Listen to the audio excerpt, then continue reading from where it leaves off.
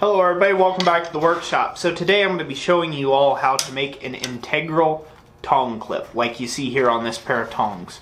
This is for a pair of tongs that I'm doing in trade with a guy that I traded for my little iron worker that I have, and basically I figured I'd go the extra mile and give him an integral tong clip. So an integral tong clip basically stops the need of having like a regular pair of tong clips like this here. Most of y'all are familiar with these type style spring clips or so that usually go on the handle. The only problem with these is they don't fit every pair of tongs that you have. Usually there's different size handles and things like that in the tongs that you have, unless you make all of your own. And the second problem with these is they're always seeming to come off. If you don't make them stout enough, they will eventually kind of just spring off on you, and that can be a real problem. So we're going to go and make ourselves something that has a little piece of chain link there and like a nub, and that holds that together. So now you can't pull this out even if you tried. It's like somebody squeezing the tongs for you. So that's pretty great. So that's what we're going to be making today on these tongs.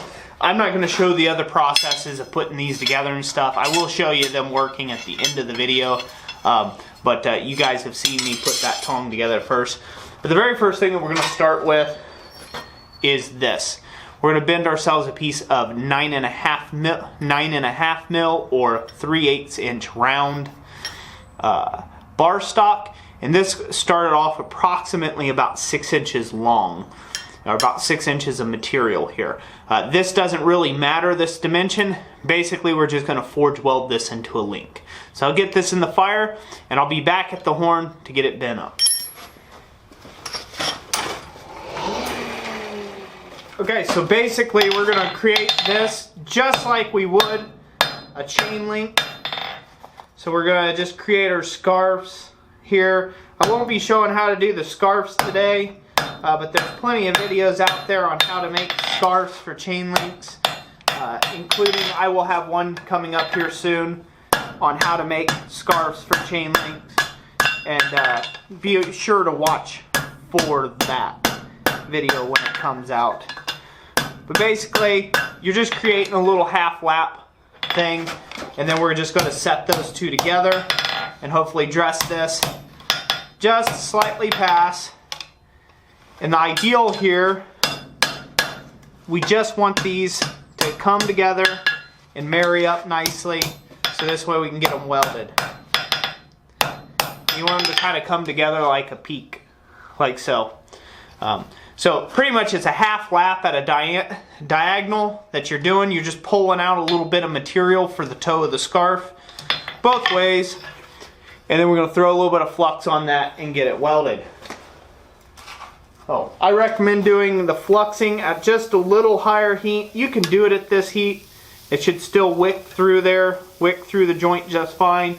But it doesn't take a whole bunch to do this either. So now we'll come out for the weld. I'll go weld on the flat first, and then I'll go to the horn and dress that weld out.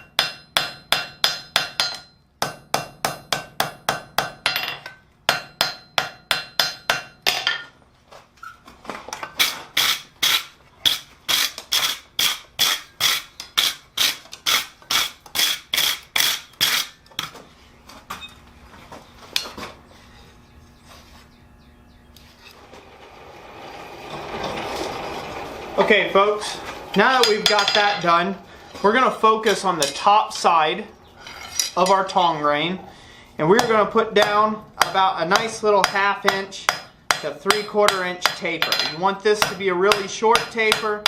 You want it just really short. This doesn't have to be sharp. You want a nice little short taper there, about approximately a 1/2 inch long or 12.5 mil. Then we're going to flip it 180, and just about where that knot, right where that taper ends, we're going to use half off blows to drive in our notch. Now this notch is what's going to prevent that tong clip from slipping back off the end of the tongs. Now you do this however you like, whatever tickles your fancy. You can shape it however you want. The sky's the limit. I just go with a simple barbed look. Now that we have the notch, like I said, if you'll see, I'll show you this pair of tongs here. As you can see, that little notch stops that from slipping off right there. It just stops that from slipping off, coming back. That's its main principal purpose. Doesn't have to be a sharp notch. Like I said, you can make this end whatever you want. I have found that if you make the end tapered, it will allow you to more easily guide the clip up onto the other tong rein versus trying to come up to a nice square thing. So now that we've got that shaped on one of our jaws, like you see there, now we're going to come out and we're going to actually work on the loop end that's going to hold our chain link, or tong clip if you will. So I'll bring out the next piece out of the fire, and that's what we'll do next.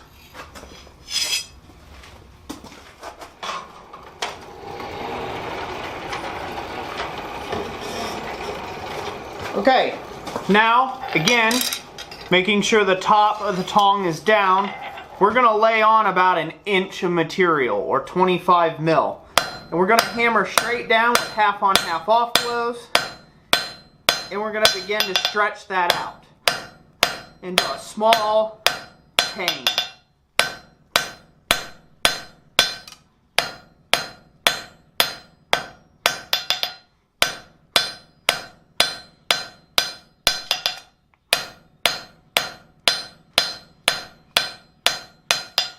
Don't be afraid to take several heats to get this done. As it's smaller material, it will take some extra time to do that.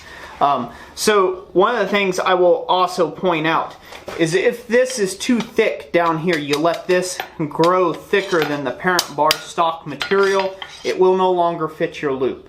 So keep that in mind. Draw this out. Keep it the same thickness as your tong reins original parent bar stock was. We will continue with this little draw out exercise, and then we will insert the loop.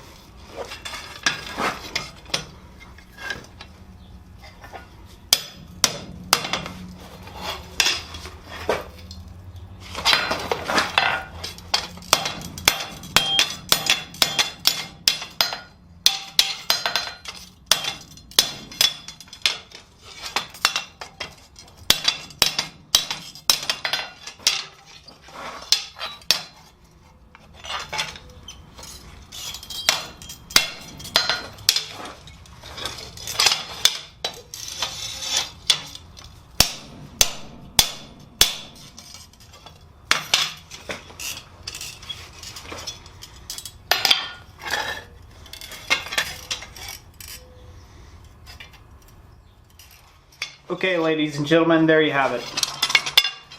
So we got these all done now. These are fitted to hold 2-inch stock, 2-inch material on the flat, on edgeways. They're pass-through tongs or knife tongs, that nature. And the only thing that's crucial right here is the spring fit up here. You want to adjust these out to where they will hold definitely tight for you in use.